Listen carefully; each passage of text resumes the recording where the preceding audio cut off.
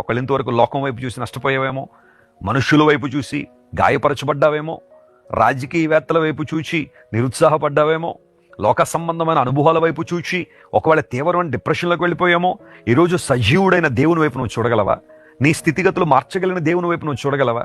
నీ జీవితాన్ని తన చిత్తానుసారంగా నడిపించి నిన్ను తన మహిమగల చేతుల్లో ఒక పాత్రగా వాడుకొనగలిగిన దేవుని వైపు నువ్వు చూడగలవా? నా కను దృష్టి ఎప్పుడు దేవుని వైపు తిరిగి ఉంది.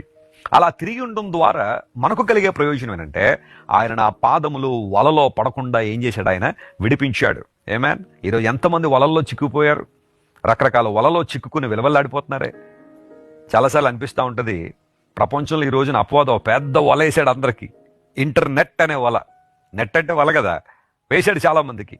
టెక్నాలజీని ఉపయోగించొద్దని నేను అంటలేదు, ఇంటర్నెట్ వాడొద్దని నేను అంటలేదు.